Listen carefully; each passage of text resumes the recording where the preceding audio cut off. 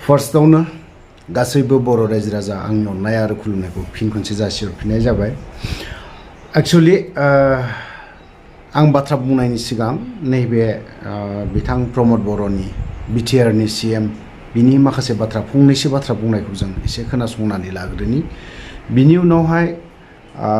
United forum of ex ND डिबिनि दाखालि जिहेतु बड'लेण्ड बुब्लि मैखोमजों मोनसे मोगा मोगि लादलायनाय नुदोंमोन। बावहाय आंहा बुंनांगौ मोननैसो दङ होननानै आं सानदों। जे आंबो सासे ex NDFB united forum of ex ND डिबिनि मेम्बार सेन्ट्रेल बडिनि बे हिसाबै बुंनांगौ दङ होननानै आं सानो। थेवबो बेखिनि बाथ्राखौ बुंनायनि सिगां बिथां बिटिआरनि सिएम बिथांनि बाथ्राखौ बुंलांनि। जोंहा गोबां जोहोलावफोर जेलाव दङ। नोंथांमोना गोबाङानो मिथिया जानो हानाय सेन्ट्रेल जेल क'क्राझार बे जेलफ्रावथ' दङआनो। आसामाव जेसेबां जेल दङ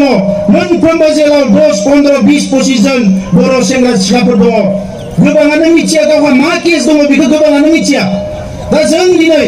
जायफ्रानिकि दिनै हारिनि थाखाय खामानि मावनो फैदों जोङो जोंनियाव दायित्व फैबाय। दिनै बै सेंग्रा सिख्लाफोरखौ जेलनिफ्राय बर'नानै बिमाफोरजों बिब'फोरजों गावनि न'खराव जोङो लाबोनानै होफैनो हानांगोन। अब्लासो बर' आन्दोलना साक्सेस जागोन। बिटिआरनि सिएम बिथांखौ बुङोब्ला जोंनि गोबां सोद्रोमाफ्रानो गोबां मेम्बारफ्रानो गोबां लाइमोनफ्रानो गाज्रि मोनो। प्रमद बर'आ गासैबो बिथिङावनो अके जुग। खामानि मावनाय दांनाय एभरिथिं अके। दा फैफिनदो गावनि खुगाजोंनो बुंदों। मा बुंदों? जोंनि एक्स एन्ड डिबिनि सोद्रोमाफोर सेन्ट्रेल जेल ना बहाबा गुबुन गुबुन जायगानि बाथ्रा जों बेफोरखौ लाबोनानै होफैजोबनो हानांगोन। अब्लासो जोंनि बिटिआरनि खामानि मावनांगौआ मावफुंजोबजागोन होननानै बाथ्राखौ बुंदों। दा थारैनो बिथांनि बाथ्राखौ जों गोथौयै हाबोब्ला बिथाङा दिनै जोंनि ex NDFB united forum of ex NDFB central बडियाव गोबांबार इलेक्शननि सिगां नै दाखालिफोरनि सिगांनो गोबांबार खेब सावरायलायबाय बिथांमोना आंनि राव नङा बियो। दा बेखिनि बाथ्राखौ बिथाङा गोबांनावनो फोसावो। जों प्रमद बर'खौ सापर्ट खालामगोन। आंल' नङा आंबो बिथां प्रमद बर'आ जुदि 9.1 निफ्राय 9.4 क्ल'जसिम ना बावहाय एनडिएफबिनि माखासे फिसा फिसा गोबां जिनिस लिरनाय दं। नोंथांमोना नाय 9.1 निफ्राय 9.4 क्ल'जसिमहालागै नोंथांमोना नाय बावहाय एनडिएफबिनि बारै मा मा लिरनाय दंमोन। बेफोरखौ जुदि मावफुंनानै होयोब्ला मा गुबुन गासैबो रायजो राजायानो प्रमद बर'नो भटखौ होगोन। मानो होआ जानो होलांजोबगोन बयबो होगोन। खिन्थु नोंथाङा दिनैसिमबो बोसोरथाम बोसोरब्रै जाबाय बावहाय मा मा लिरनाय दं बेखिनिखौथ' नोंथाङा बिटिआरनि सिएम हिसाबै दायित्वआ नोंथाङा रासिन दङ। जों दिनै नोंथांखौ बेफोरबायदि बाथ्रा बुङोब्ला ना जोंखौ मा दुखु मोनो गाज्रि मोनो सोंखारियोनो मायोनो। सोंखारि जाथावथाव खामानि मावोबा जों प्रमद बर'खौ सोंखारि लांनांगौ बायध'ता जागोन। दाखालि बावैसो जोंनि दैदेनगिरिफोरखौ लिंहरनानै सावरायदों। मोजां मोनदों आं बेफोरबायदि हरखाबै लिंहरनानै सावरायदों। बारा गोबाव जायाखै बिथांमोननि सिगाङाव जोंनि दैदेनगिरिफ्रा बुंदों जोंनि मोननांगौ मोनथायफोर जायफोर जोंनिबो मस्ट सेनियर फाउन्डार होननांगोन बिथांमोना दिनै जोंनि थाखाय बा बर' हारिनि थाखाय रुंसारि जालांदों। बिथांमोना मोननांगौखौनो मोनाखै। मा जागोन? बिथांमोननि मस्ट सेनियर दाथ' जोंनावथ' गोबां सेनियर जुनियर गोबां मानसि रुंसारि जालांदों मुंख्लं जालांदों। बिथांमोननि बारै जेबो गैया जेबो मावाखै जेबो सिन्था खालामा। ओरैनो इलेक्सन सफैयोब्ला बुरखायफैनाय बा माबा मोनसे खालामनाय बे खालामबा जायाथ'। बेखौ सिन्था खालामबा जानाय नङाथ'। अनलि भट बेंकखौ बा भटखौ दिनै सिन्था खालामबा जानाय नङा। नोंथांनो सोर भट होआ जोंबो होगोन। आं बुंदों लिरनानै लाखादों बा नायदोंबो आं 9.1 to 9.4 क्ल'ज सिमहालागै प्रमद बर'आ एसे मोजां स्टाडि खालामनानै बेखिनिखौ जोंनिखौ मावफुंनानै हो फिसा खामानि बेफोरो दिनै बिसिमबो गैया बेखौबो मावबावाखै दिनैहाय भुटानाव जायफोर जोंनि दैदेनगिरिफोर हमजानानै जेलाव जोबजानानै दङ ना गोमानानै दङ जों गोमानानै थानायखौनो होनांगोन जेरैबायदि हाब्रां सारमोन बिथांमोना गोमानाय दं क'क्राझारनि बेबो सासे अदालगुरिनि इरागदाव सार हाब्रां सार ना आरो सासे दंबावो सेरफांगुरि साइडनि दिनै बिथाङाबो दिनै गोमानानै दं जेब्ला भुटान एटेक अल क्लियार आउट माने अल आउट खालामनायनि सिगां भुटान सरकारा बा राजाया सावरायनो लिंदोंमोन थांदोंमोन नाथाय बावहाय थांनायनो दिनैसिमबो गैया दिनै बिथांमोननि गोमानायखौ दिनैसिमबो बुरखाङा मानो रायखाङा दिनै जोंनि दैदेनगिरिफ्रा गोबां दं दिनै दिनै बड'लेण्ड रादाब दिनै मैखोमनियावहाय टक श' लाहैदोंमोन बे समाव मानो रायखांनो हायाखै मानो बुरखांनो हायाखै आरो टक श'आव जाय जिरायग्रा टक श'नि जाय बिगोमा ना मैखोम बिथाङा दिनै बेफोरखौ मानो कुइसन खालामनो हायाखै मानो सोंनो हायाखै मा जानानै दं दिनै जेलाव थानायफोरनिखौ मानो सोंखांनो हायाखै दिनै बावहाय बेखौल' इलेक्सननि बाथ्राखौल' बुंखांनानै होबाथ' जानाय नङाना दिनै सोर सापर्ट खालामाखै दिनै सापर्ट खालामनायखायनोथ' दिनैहाय प्रमद बर'आ दिनै UPPL सरकाराव थानो फैदों बे बाथ्राया दिनै आं बाथ्रा गोबां बुंनो सानाखै बारा गोलाव बुंनोबो सानाखै इलेक्सन सम आं जायखि जाया पर्टेलानो लिंहर टक श' खालामा मानो खालाम सोरखौ लिंहरनानै सावराय दिनैहाय जोंनि दैदेनगिरि जों बिथांमोननि दैदेननायावनो जों नैबे दिनै हारिनि बाथ्रा बुंनो रोंनाया एसेब्लाबो पलिटिक्सनि बाथ्राखौ जों बुंनो रोंनाया जोंनि आफादनि सोद्रोमाफोरा दिनै जायफ्रा दिनै जोंनि थाखाय बर' हारिनि थाखाय खोमाना लानो गोनां जादों गावनि जिउ आगोमाखौ थ' जिखियानो जादोला आं बे टपिकखौ आं बावहाय दोनथ'नो सानदों दिनै आरोबाव नैबे जिहेतु दाखालि मैखोमनाव टक श' लादोंमोन आं नामखौ मख'नो सानदों होमबा जाय टक श' लाग्रा बिथां मैखोमानो लादोंमोन लानाय समाव बिथांमोना बुंदों XNDB इउनाइटेड फराम हिसाबै क'क्राझार डिस्ट्रिक्ट आरो चिरां डिस्ट्रिक्ट जों सापर्ट खालामबाय होननानै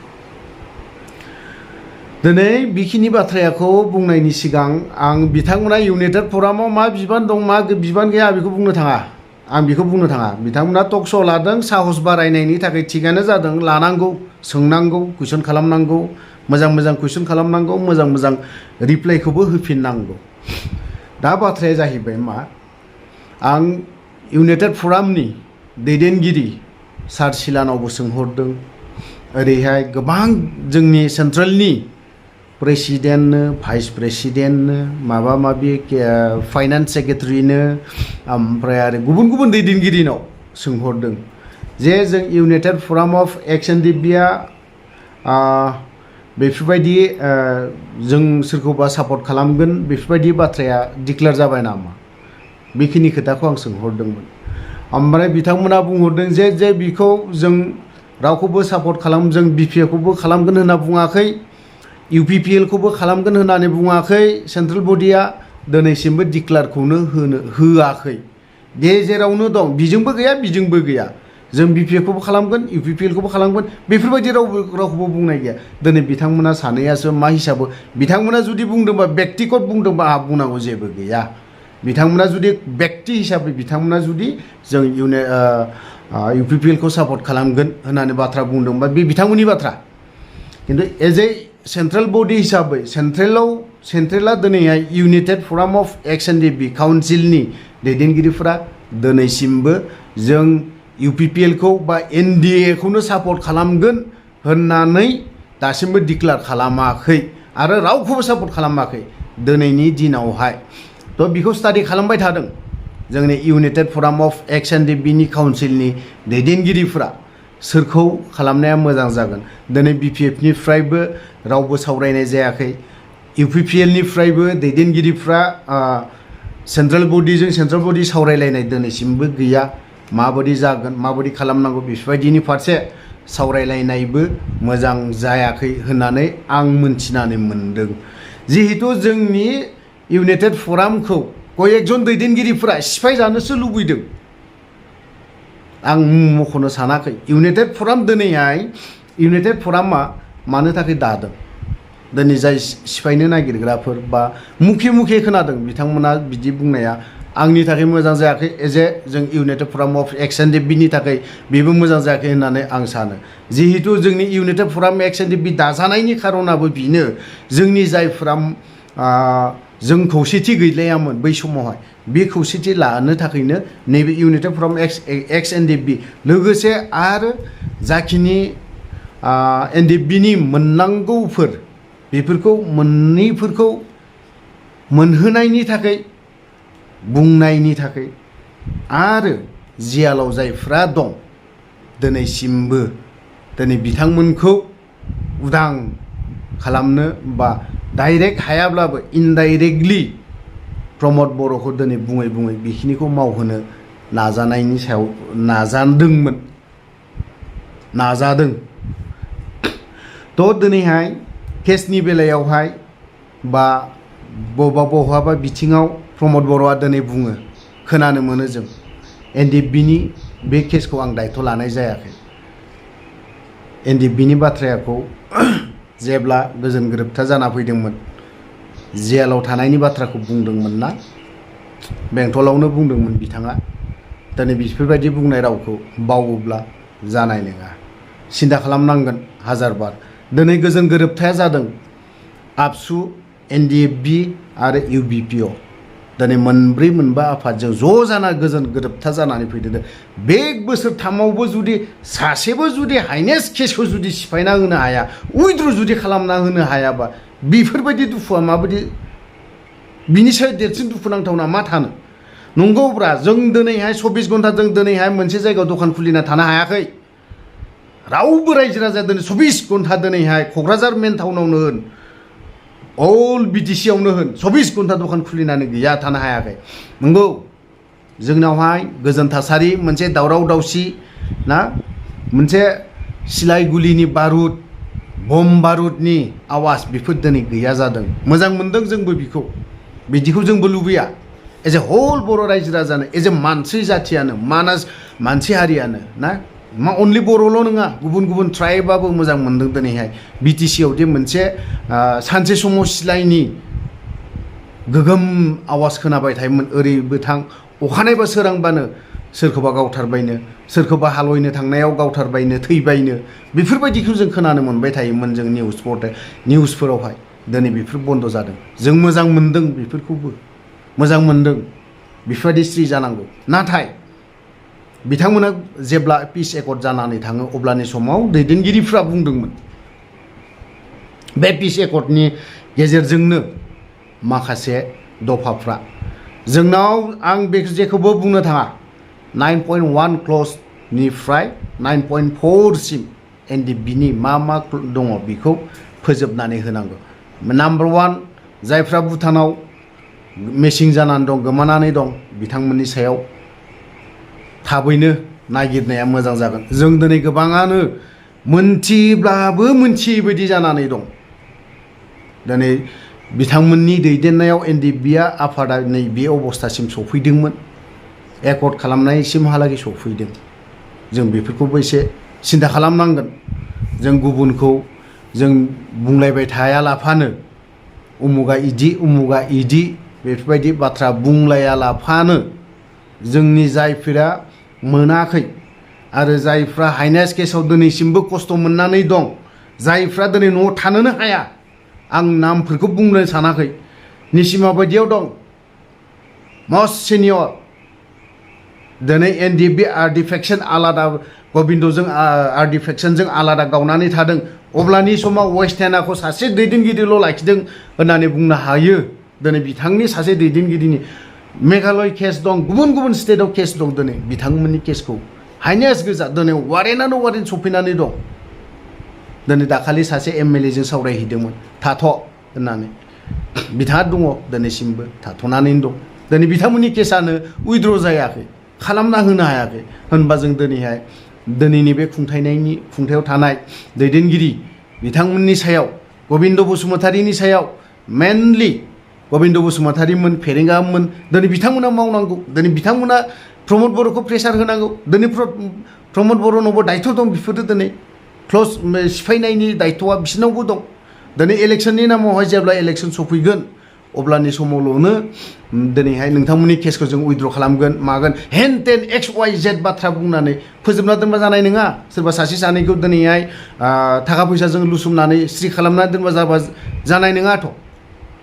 अनलि दिनै सोरबा सासेयाल' दिनैहाय केस गैया होननानै स्ट्रि थाबा जानाय नङा बै बिथांमोनाबो बै दैदेनगिरिफोरखौ जायफ्रा बै दैदेनगिरिजों क्ल'ज बिथांमोनखौ बुंबाय थानांगोन जों दिनैहाय खोनानो मोनबावदों नैबे इलेक्सना बायथारथोंसै बिनि उनाव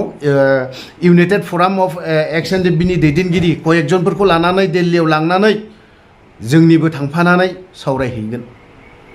दिनै बेफोरबायदि आजि खय बोसोर थांखो फैदों थांदों बुंदों दिन थाङो खोथा थायो होननाय मोनसे बाथ्रा दं नोंथांमोननि बाथ्राफोरा बेफोरबायदियानो जानानै दं दिना थांदों आरो थांदों नाथाय खोथाया थागासिनो दं खोथाया होगासिनो दं दिनैसिमबो आरो बेसेबां खोथा होबावो होमबा जों दिनैनि दिनावहाय NDA दिनै बिथांमोन दिल्लीयाव BJPनि सिगाङाव जुदि जेबो बुंहैनो हायाबा होमबा जों सरकाराव थाबाय बायनानैलाय बे सरकारखौलाय जों सापर्ट खालामबाय थानानैलाय जों गोदोनिफ्राय मोनबोदों बै समाव सरकारावबो जों बुंबोदोंमोन जे जोंनाव बेफोरबायदि उसुबिदा जादों जोंफोरनिखौ एसे माबा खालामनानै हो नाथाय दे इलेक्सन सम सफैबाय इलेक्सन बायबा जों माबा मोनसे खालामगोन दे बेबो दिनावबो थांबाय दाबो जुदि बेफोरबायदि दाबोथ' नाम्बार 1 दा सिन्था खालामनो गोनां NDBनि बारैथ' बे सरकारा साननांगौ दरखार दंथारोना ओरैनो फिसा माबा माबि होफ्लाना दोनबा जानाय नङाथ' केसा जोबाब्ला मानसिया मालाबाबो गोजोन मोजां सिन्था खालामनो हानाय क्षमता थाया थ' लोगोफोर गोबां बाथ्रा बुंबाय जोबथारनायाव आं बेखौनोल' बुंगोन प्रमद बर' बिथांखौ बिटिआरनि CM आरो बिथाङाथ' बर'निनो सासे डायनामिक लिडार हिसाबै 9.1 निफ्राय 9.4 क्ल'जसिमहालागै नोंथाङा नायनानै NDBनि जाखिनि दङ बेखौ फोजोबना होनायखौ सिन्था खालामनाया मोजां जागोन नङाब्ला NDBनि सेंग्राफोर हाइनेस केस गोनां गोजा न'खराव साफा गथ' गोनां गोजा बै सेंग्राफोरा मा जानांगोन मा अबस्था जागोन ना दिनैहाय बेटारि गारि सालायनानै जागोन ना गाबोन हाजिरा मावनानै जागोन जोंनि सेंग्राफ्रा ना दिनै केस सिफायनो थाखाय फैसा थाइसे गैया बेटारि गारि सालायनानै बेसे मोनो 500 थाखा बे 500 थाखाखौ न'आव माइरं बायना लांनानै जाहैगोन ना माबा मोनसे मावनानै जागोन ना गुबुन माबायाव सेभिंआव खालामगोन ना केसआवसो सिफायगोन केस सिफायनो थाखायसो कर्ट गानो थाखायसो बाहायगोन बेफोरबायदि सिन्था खालामनानै आगोर मोनाखै हाजिरा मावना जानानै आगोर मोनाखै जोंनि NDBनि सेंग्राफ्रा थ' लोगोफोर गोबां बाथ्रा बुंबाय गोबां खोथा बुंबाय बावहाय जुदि सोरनियावबा देहायाव नांदोंबा खमाबा निमाहा होगोन होननानै आं आसा खालामबाय थ' लोगोफोर भिडिअखौ बारा गोलाव खालामनो सानाखै दोनथ'बाय जय बर' हारिनि